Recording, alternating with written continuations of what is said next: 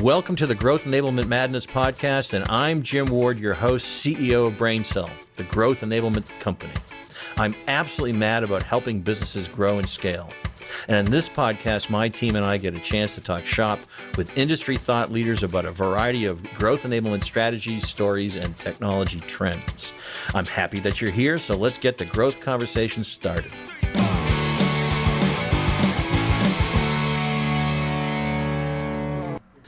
Welcome, everybody. This is Jim Ward. I'm CEO of BrainCell, and this is the Growth Enablement Madness podcast, where we're mad about growth and scale of all the companies that we work with and all the companies that may be listening today on this or of this podcast. I don't know if it's of and I don't know. We'll figure it out later. We have a great guest today, and something I'm very passionate about, that I have been passionate about. Her name is Christina Wodtke. Did I say it right, Christina? Close enough. Close enough. Wodtke. And I also want to just point out, this is her, can you all see this book? Yep. Is it visible? Yes. And it's called Radical Focus by Christina. It is Achieving Your Most Important Goals with Objectives and Key Results. So it's about OKRs.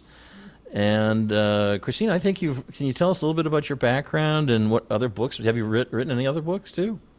Oh, I have written a few other books.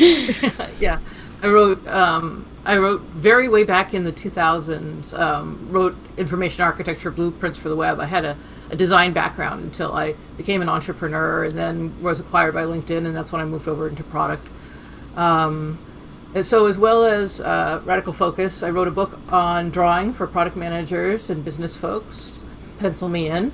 Dan Rome actually was kind enough to write a foreword, and I also have a team that managed it, which is about effective teams. And my latest book is Present Yourself with Danielle Barnes. It comes from my work with Women Talk Design, which was a social good company that I helped found with Danielle. Well, that's by the way, folks, if you can go to Christina's LinkedIn and make sure you expand where it says all experiences, you're going to see a very bright person who's been doing a lot of things. I was very impressed with your LinkedIn and all the experiences you've had.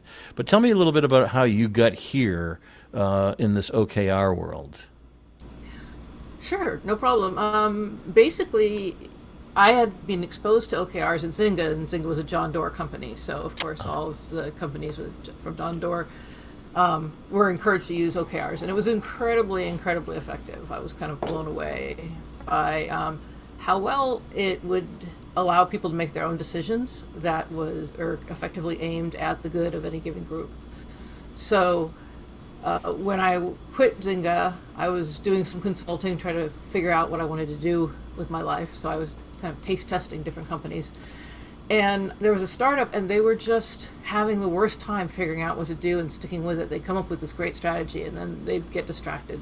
So I suggested they use OKRs, because I was like, oh, this is good, and it really helped them. And then I did the same thing, and it was, maybe I should write this down so other people can take advantage of it. And that's when I wrote Radical Focus. Very interesting. So the interest was sparked by being at a company that was a John Doerr company. When you say a John Doerr company, did he own the company? Oh, no, he's an investor. He's an investor, he's on the board. I see. Yeah. Gotcha, yeah, okay. Just, that's how we tend to refer to it. Right. Speaking of your LinkedIn profile, Christina, you describe yourself on there as a curious human. Can you tell us what you mean by that? I just always like that phrase because, I'm curious. Curiosity, I think, is a magical emotion. You know, whenever you have, you get angry or you get sad, but if you suddenly become curious about the situation, you can attack it with a lot more sense and calmly get rid of some of the negative emotions. So I love it for that reason. I love curiosity because I love learning things all the time. And I'm just a human. You know, we could talk about you're going to be your role somehow. Your identity is PM or your identity is designer. I think your identity is human. So I put them together, and then I get to say both I am curious, but also I'm a bit odd. I am curious. You know, in my interviews, I do have my own question at the end, and it is, on a scale of 1 to 10, how weird are you? And I always tell folks, weird is not a negative term, in my opinion. So I'm often getting some pretty interesting answers. Well, that is good. Yeah. So by the way, here's that what matters for folks out there, John Doerr. And that's what started my curiosity. It's funny, as an aside, and it has nothing to do with what we're going to talk about over the next 15 minutes. I was watching somebody talk about there's only 4 emotions. There's mad, glad, sad, and scared. And each one of those have a volume knob on them. So I was talking about curiosity. I'm also a curious human. And when I heard that, it really resonated, right? And I thought, well, why am I anxious today? Which is really off the fear side. So really, what am I afraid of? Because the anxiety is coming out as a volume. And I was able to, with the curiosity, break it down to 2 things, which was really helpful to me to start to manage each thing separately rather than having a pile of anxiety that you don't know how to separate. Does that make sense, what I just said? Is that 100%? No, curiosity is definitely a magic emotion, like I said. Yeah, so that all made emotion. sense to me. As long as you stayed curious, you didn't get caught up in all the intensity of emotion. So, Right, awesome. right.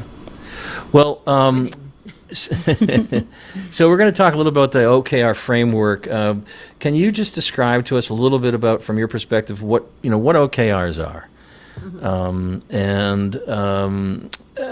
how you use them with teams, and how do you methodically tackle significant goals through OKRs? Just a kind of a description of what an OKR is and things like that. Sure. I mean, first of all, it is an acronym, and so I think there's people out there probably like, but it's just a format for setting a goal, which has both a qualitative and quantitative side. Qualitative is the dream, the objective, what do we want to see happen, and then the KRs are how do we measure the success of that thing we want to see happen. The key results, numbers that change, that are out in the world, not tasks, not things to do. It's for your roadmap. So basically, that's a rough way to set it up. But then the real value, I think, comes out of afterwards living them. Every Monday you say, this is what I'm doing towards the OKR set. Every Friday, celebrating the things that went right. Once again, Monday learning and setting. The cadence is the part that is really critical. And I know there's a lot of different approaches. I might say the radical focus approach is to have very few, preferably one OKR set, and then pay attention to it twice a week. Monday when you set your goals, and Friday when you celebrate your wins. And celebrating the wins, are you talking about, do we have a beer? Yeah. It really, I used to just say, of course, you're going to have beer. But then it turns out that lots of different companies have lots of different cultures. And so, if you're working with a company that's a little more, I would want puritanical, perhaps, maybe is the right word, I think, or just doesn't want to bring alcohol into the office, which some people just don't want to go do. So you can have some cake, have some bunch of fresh fruit, have a board game hour, something, knowing your culture, something that says this, we're celebrating, we remember that we're human beings. So there's 1,000 reasons not to do beer, but there's also lots of companies, and I work in a startup, so there's lots of companies that are going to do beer, and it's all good. Right. And I know beer pong is huge, right? I don't know, maybe not. Drinking games terrify me, so I can't. No, you're right. They terrify me too, there, Christina. Not really. So I'm getting my personality out there. Can you tell me? I've read John Doerr's book. Does your approach, radical focus, differ from his approach? I think it differs a lot in the thing I was just speaking about, where we're talking about outputs and outcomes. So the phrase that people are banding about is outcomes over output, and that simply means pay attention to the results. You could be shipping feature after feature after feature, and it would have no value whatsoever. And those are considered outputs. The only question is, are you moving a number that's important to the health of the business? So I think that's where, if you look at the examples in my book and examples in his book, you'll see that mine are all very carefully all outcomes and not outputs, while he has more of a blend. And this is why I feel it's dangerous, is you don't want to be shipping for shipping's sake. Right. That's interesting. And of course, it's funny that you'd say outcomes. We're an outcome-based company. So what we want to deliver to our clients as a growth enablement company is outcomes, right? And probably 5 years ago or more, I shifted our strategy from being a reseller to being an outcome-based company. Stop selling software seats. Start thinking about how do you create outcomes. I've even thought about bringing OKRs into our consulting group, which allows us to continue to measure after we have sold an outcome-based project to measure whether they're staying on track to get the true outcome. Anyways, topic for another day. And maybe you'll get fascinating. Good, I'm glad. By the way, I want to tell everybody, as you go look at the LinkedIn, you're a full-time lecturer at Stanford, is that right? Yes, I am. I used OKRs in a very strange way when I originally quit Zynga. I was really burned out. I'd been, upper management in a bunch of places, Yahoo, MySpace, LinkedIn, and I was so burned out. And so I thought, okay, I need to figure out what to do with the rest of my life.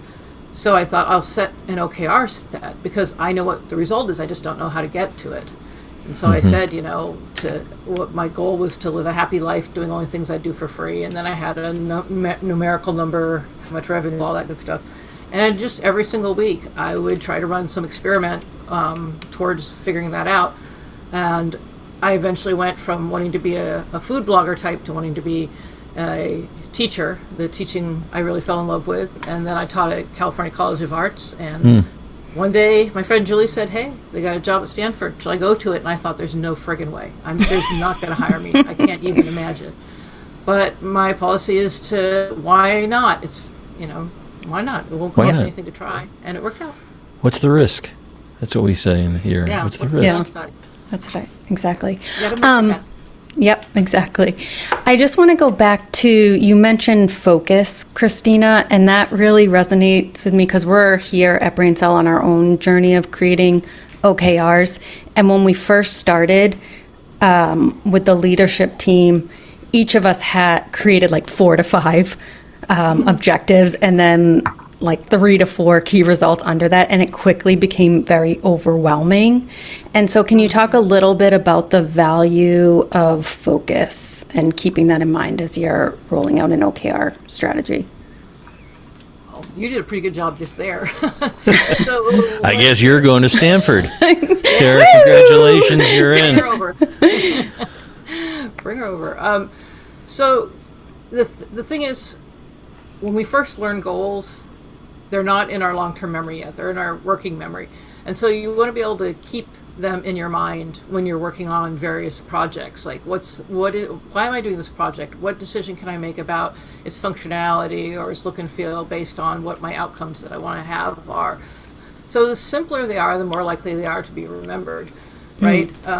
So if you could just have one OKR set, which is the single most important thing, that's going to be much more likely to actually happen and not forget. So the way we remind people is that cadence, that every Monday, like, what is at least one thing you're doing towards the OKRs, if not more.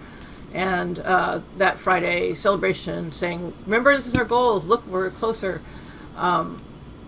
There are going to be groups that don't work with OKRs. That's a question I always get is, what about the people who can't contribute to this singular OKR? And honestly, I think they could set their own OKR for being the kind of company that can have success, or they could potentially just have KPIs that they monitor over time.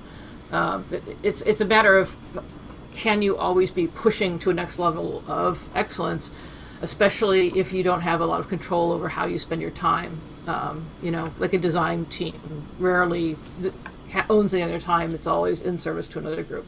But OKRs are beautiful with product groups. And I would say that's the place where you're going to get the most results from them.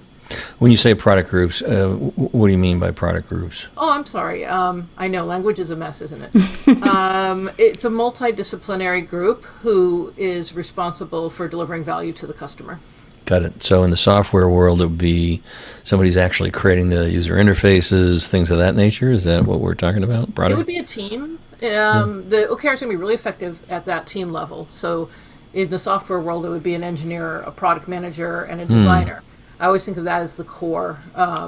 I think Teresa Torres refers to it as the product trio, because then you're handling, can we make money? That's the product manager. Can we make people happy? And designers are often interested in that. And can we even build this thing, which is the engineer? And then you can add on things like QA, et cetera, et cetera. The product team has everything they need to make real impact.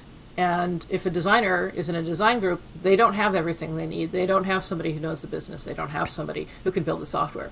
So it's really hard for them to control their outcomes because they don't have enough skills to make that happen.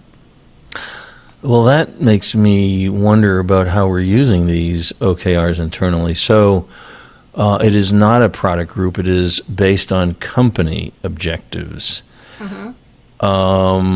And let's just make it simple. And it's for me in the annual, there's an annual growth objective, and there's key results that we see, such as pipeline or sales. And then there's going to be an L2 for the leadership, and then an L3 for the rest of the team. Is it going to still work for us? Is that something that's still applicable, or do you think it's not well positioned for what I'm trying to use it for? Well, I don't fully understand what you're doing, of course, but I think the questions you can ask to figure out if it's working is, does this group who are agreeing to this particular OKR set, do they have everything they need to make it happen? And that's the question. And if they do, it's probably a fine OKR. Okay. And if they don't have the resources, it just won't work. I was just thinking about the slight exception, which is sometimes companies get so big that they have sort of a team, members of the team who actually serve that group, like DevOps, product ops, design ops, and those kinds of, once you have your own resources that you could set against a goal, like, say, making a style guide, then you could probably do it. But when you're small, I think when you're small, the only OKR that matters is the company OKR, really. Yeah, okay. So I think that's where you'll be fine. Yeah, and we're small, right? We're a $14 million company, which is small today. So that's why we're trying to use it here.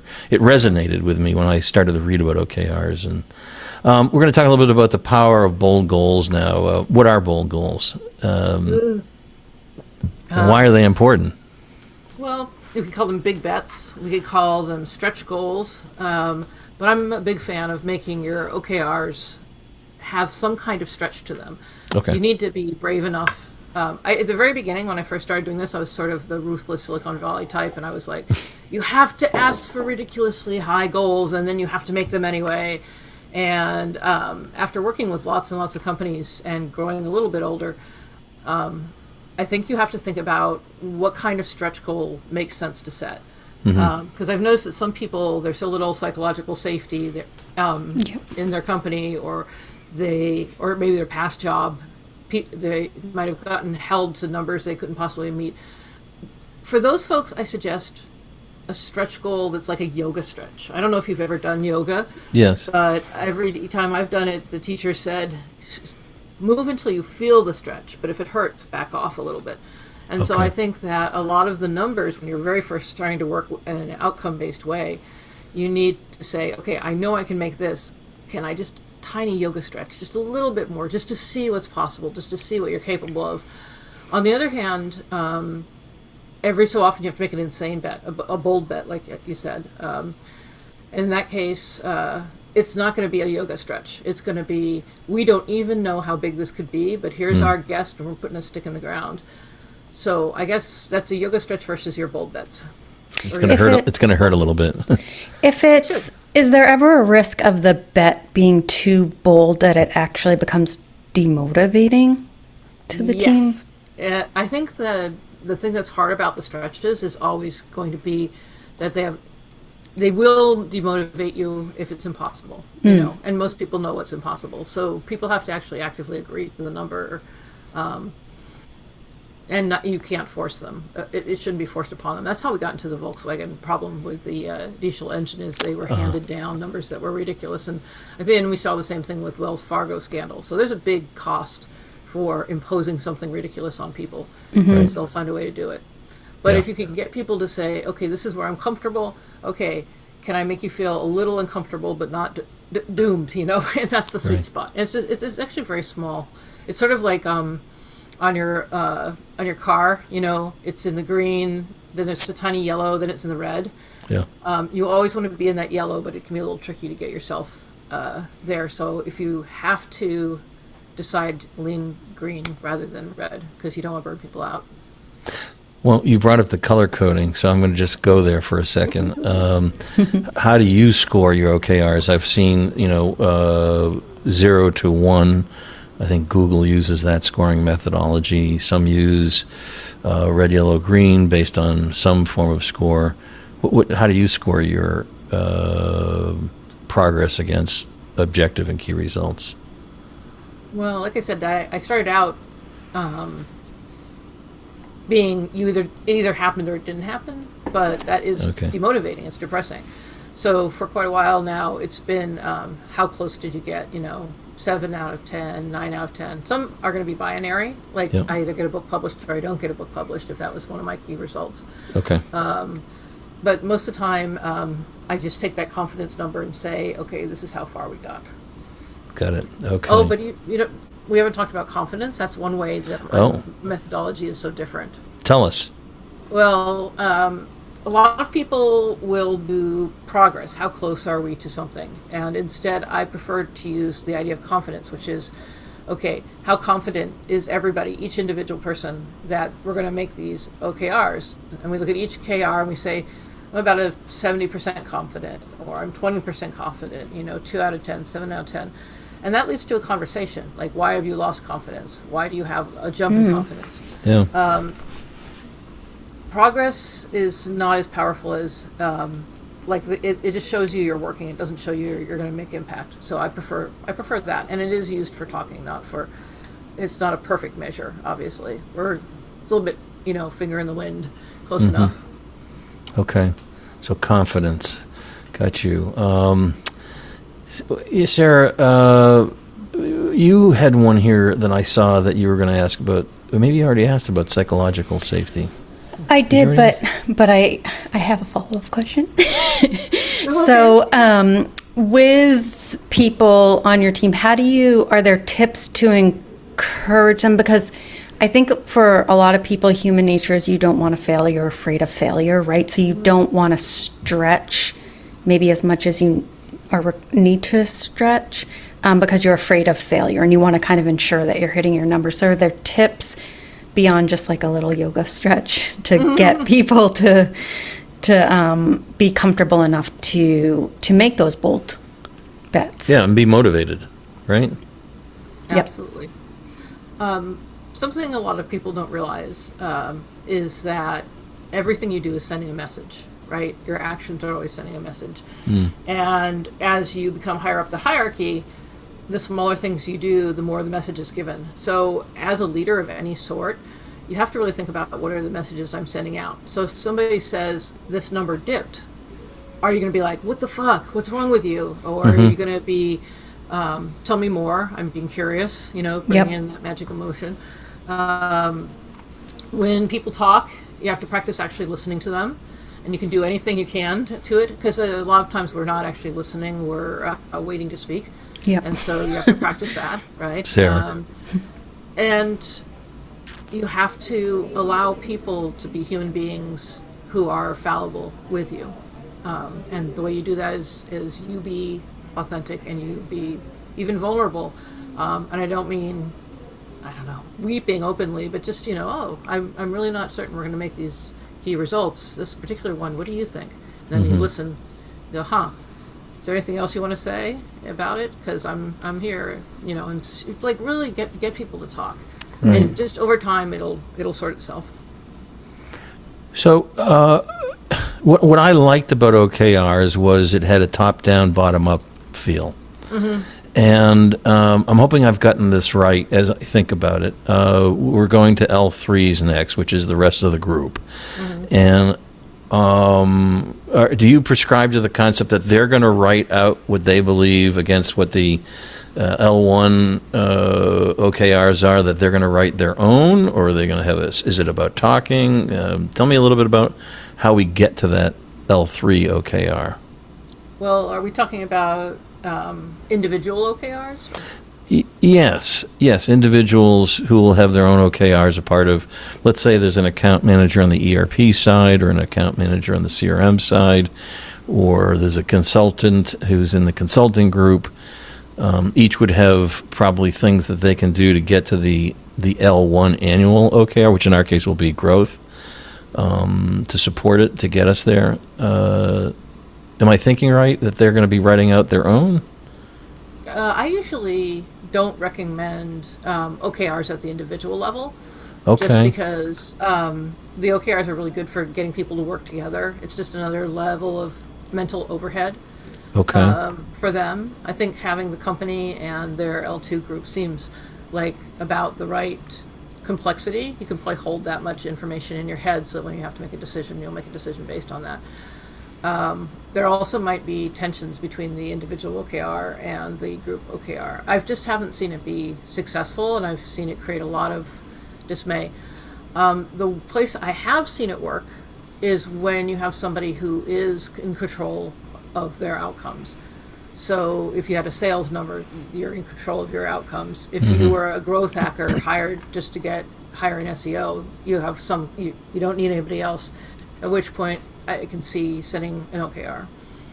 But I'd start simple. Start just with a company for a quarter, then add your L2s for another quarter if you feel like you're getting it, and then bring in the last level if you think you're ready and you're happy with the other two levels. Like going slow is the way to go. That way the organism does not reject the new process. Yeah, so that we don't get organ rejection. Yep, exactly. Got it. That's interesting. So we'll have to rethink that, Sarah, as we go through the L3s. And so role of leadership, how do I keep them all focused? How do I inspire them? What's the things that I would be able to do? And maybe have some anecdotes about overcoming some challenges from a leadership perspective. Oh, yeah. So, again, you always have to be talking about them. You have to repeat yourself endlessly. My old boss, Jeff Weiner, always said, when you're tired of saying it, people are starting to hear it. And he would cheerfully repeat himself. One. Yeah. Yep, that's the one. So what I like about either using some kind of tool like email or Slack or more formal OKR tool if you felt like it, to be boasting every Friday about this, and before you do the boasts, the CEO should say, remember folks, we are doing this, this, and this. These are our OKRs. And every Monday, remember folks, these are our OKRs. It's about touching them again and again and again until they're moved from short-term memory to long-term memory. Becomes top of mind. Indeed. I guess, yeah. So it's like marketing, repetition. You have to repeat yourself to death. Yes. Because that is part of what I think we're not doing right now as I reflect on it. And we're just learning, and we're still learning, right? And part of this podcast is for not only us to learn from you, but for the audience to continue their education. All right. I wanted to get through, we kind of got through setbacks. How about embracing failure? Why failure is not a risk, but a valuable learning opportunity is something I think you talk about. Yeah, there's a lot of people who say this, of course, but I like to think about things more in experiments and less about failure more and more. Failure just has a lot of depression around it, right? Like a lot of people think that failure is just a sad word. Even if we can say, let's love failure, it still resonates negatively in people's brains. So I think at this point, what I've seen helps better is moving to a different language. So there's the language of science, which is saying, okay, we're running an experiment, and then we're going to get data back, and that data is going to be useful to make a decision about what the next experiment is. And it's not about failure, it's about constantly learning and getting smarter. The other one that's kind of interesting to do is think of it as a gambler. I just recently returned to Annie Duke's wonderful Thinking in Bets. And so, you're going to go in and you're going to bet on some action. How likely do you think it's going to work? What percentage what confidence do I have in it? And so if you're always making bets, you want to think about how much you're going to bet, how many hours of people's work. And that is just a mental model that's not about success or failure, but trying to make my bets safer. Was that a book you just said? Danny Dukes, did you say? Annie? Annie. Yeah, Duke. she's a professional poker player. Really? Okay. And the book is called Thinking in Bets. Yeah. So was it, when you read it, was there an application that you sent towards business and? Oh my God, the whole thing is very much about business. One of the biggest points in it is that we're all gambling all the time, and we should be thinking about those gambles and bets. Like every time you tell somebody to work on a project, you're making a bet, right? You're using their time that you pay for, and you're hoping for a certain return back. And then you have am I playing 21? Am I playing roulette? What are the odds that this is going to turn out the way I want it to? So with that mental model, sometimes you're going to do a very daring bet, a big bet maybe, where you're going to try something sort of radical, but the return looks really high. Other times you're going to be like, okay, there's no real reason to do this. We're not getting anything back out of it. It's a very cool mindset. Well, guess what book I'm going to be picking up as soon as we hang up here. We're big readers here at Brain Cell. Yeah. Readers, Audible. Everybody gets a copy of Audible or a subscription to Audible. And we want to encourage book clubs. And so I would say for me, and it's taken me 30 years to get here.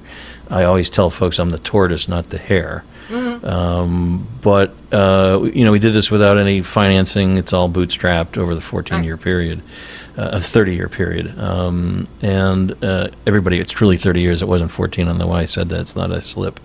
I'm coming off script here a little bit. What are the top 3 books you like that you would like? Gosh. Yeah, top 3. It's top 300. No, 3. Yeah, I know. I understand. But if you had to go with top 3, would Annie be in there, or no? Oh God, yeah, definitely. I'm a behavioral economic junkie. I love knowing why people do things. So yes, Thinking in Bets I think is terrific. She brings in a lot of behavioral science explanations about why we bet the way we bet. I love Thinking Fast and Slow, of course. My God, Danny Kahneman and Amos Tversky just did such extraordinary work teaching us that humans are not rational whatsoever. Okay. I think a third one, there's just so many. There's so many. I know. The Gift of Imperfection by Brene Brown. That one. That'll resonate here. Brene Brown's a big.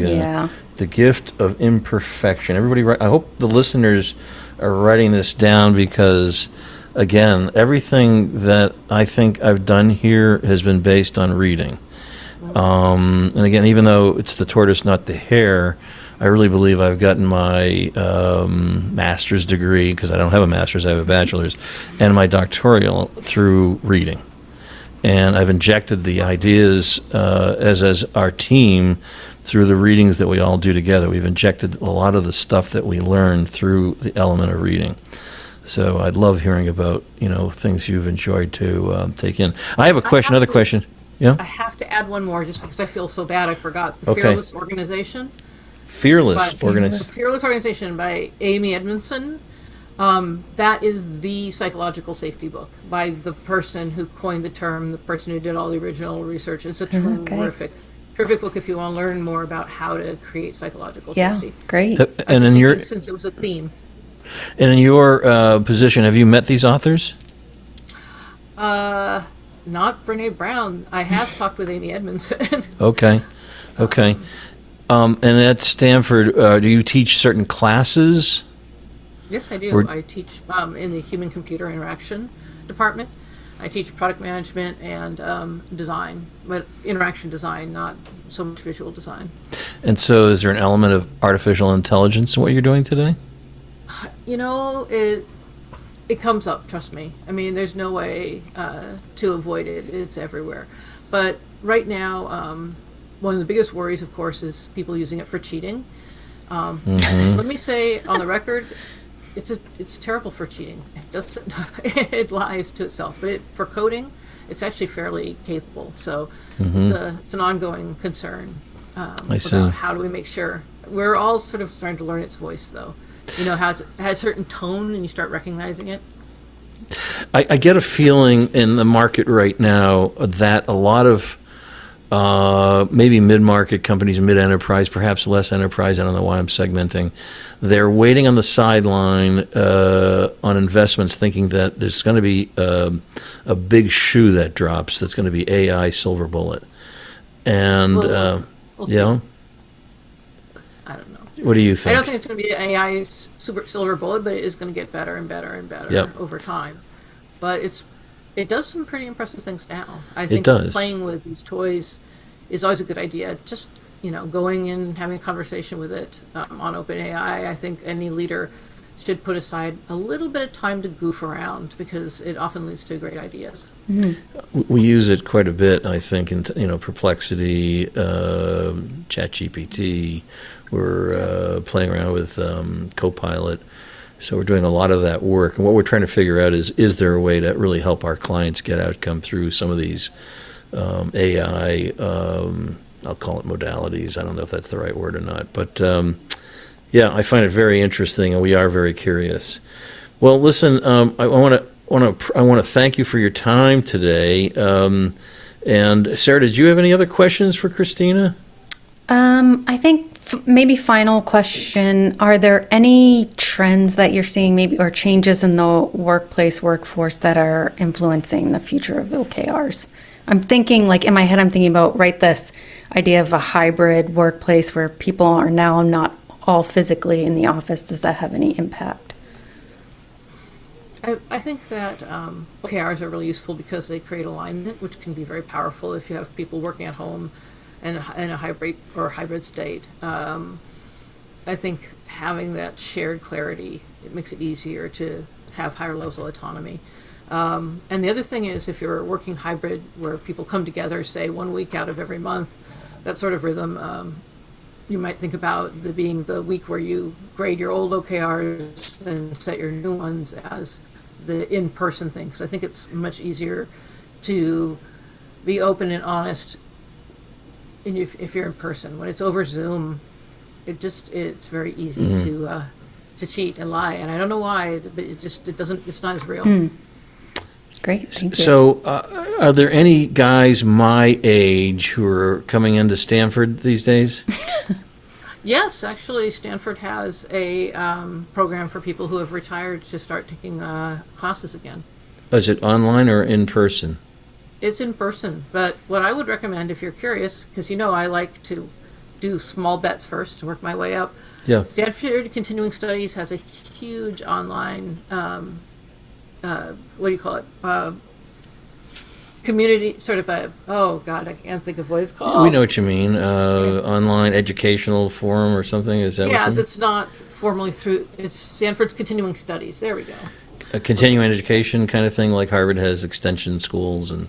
Exactly. So I took amazing classes through the Stanford Continuing Education. I managed to take a class on food writing from Julia Child's editor. It's always surprising to me, the amazing people who teach at Stanford Continuing Education. So I would pop on there and pick a class or two. There's good stuff. But if I wanted to apply as a regular student, you could help me get in? No, I have no power. You have no power. I've got But no power. you would support my effort? The best thing, yes, I would definitely support your effort. The best thing I And could then- do is give you an A. Well, that would be awesome. Of course, I would be using ChatGPT all the time, and because you mentioned that cheating, it's bad for it. But now I know it's a trick to it. And then another last question: outlandish dreams. I saw something written here in my notes. Talk before we leave. Your final thoughts on pursuing outlandish dreams and making them a reality. That hit me. Is there something that resonates with you about that? Absolutely. We often think that things are impossible or out of our reach or just couldn't do it. I can't tell you how many people who said, I would love to travel there. I'm like, okay, so book a flight and travel there. I mean, I know that there's finance questions, but sometimes you can even work your way around that. Like, what if I actually try to save up for this? I just think that, and if you have outlandish dreams, and you care very much about it and something you really want for yourself, I think you should really work it through and see if there's a way to make it happen. Because sometimes it's outside influence, but sometimes it's just you're the one who's stopping it. You don't want that to be. And I think in there lies some form of manifestation, which may not be what everybody thinks. I mean, some people think the universe can help manifest the dream, and maybe it's you that is the universe that's stopping it. But we here at Brain Cell do annual dream meetings, so I thought that was an interesting thing. I want people to have dreams, right? To use the entity to help them get to where they want to go, whatever that dream might be. So I think that's a great way to bring this to a conclusion, unless you have something to say about that. No, dream big, but plan your steps and learn on the way. Right. Dream big, though. I do think dreaming big is important, because you got to be a little uncomfortable, getting uncomfortable. Well, Christina, it's been wonderful speaking with you. I want to thank you for being our guest today. And they can find you on LinkedIn, right? Christina Wodtke. Wodtke. I say it right again, or no? Wodtke. And find you there on LinkedIn. Are you doing any project work, private work for companies? Are you available for work? I really don't do a lot of that with the full time, but I do have a online course on Maven on OKRs. Oh, you do? Oh, tell us about that before we go, so that people know that there's an online course on Maven. Yes. And so the best way to find out about it is probably just to sign up for my newsletter on Elegant Hack, and then when there's going to be a cohort coming out, I will announce it. So Elegant Hack is your website? Yeah, it's a domain I got way back in 2000, believe it or not. And I started blogging on it and have been for the last 24 years.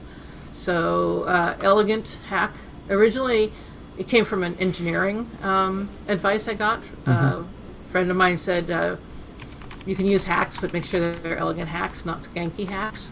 Okay. I should have gotten skanky hack as well, but I didn't. That's too bad. Later, I thought about hack writers, and since I'm a writer, and I'm like, Elegant Hack, it's still a good name for me. And I keep having other questions. And you also were at an arts college? I did. I was. I went to school, to an art school, and I taught at an art school before I started teaching at Stanford. And what was the specific interest in arts? Where is that interest? What is it? Is it music? Is it arts? No, it's mostly painting and photography. Oh, okay. Very interested in how we grab memories, but I don't do a lot of that these days. Most of my creativity goes to my work with my students. Well, Christina, you're a very interesting person, and I really, I could ask questions. It's going to be tough to edit this down to 20 minutes, but I could go on and on. And again, I want to thank you. So, folks, eleganthack.com, get on the newsletter, go to Maven.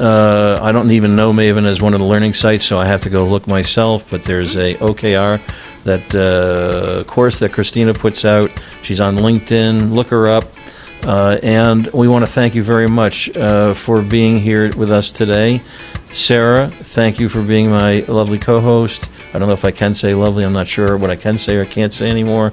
But I'm going to say it, lovely. And Brian Anderson, thank you for producing. And I'm going to give credit to Sam Ward, who does our music. It's my son. He's a professional musician. That's why I asked about the arts. And you can find this podcast wherever podcasts are found. So thank you. This is Growth Enablement Madness, and I'm Jim Ward, CEO of Brain Cell, a growth enablement company.